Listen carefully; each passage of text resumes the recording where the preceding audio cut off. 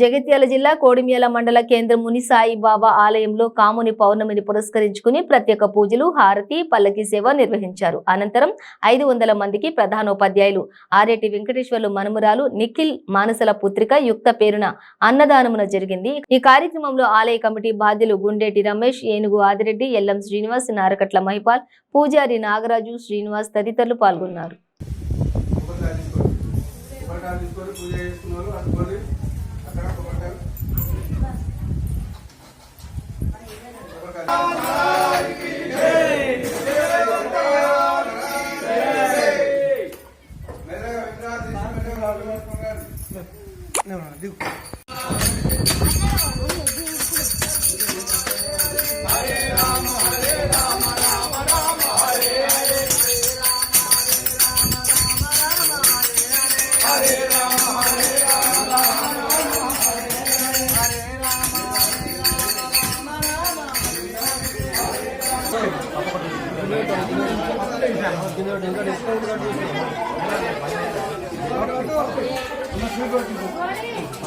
Discount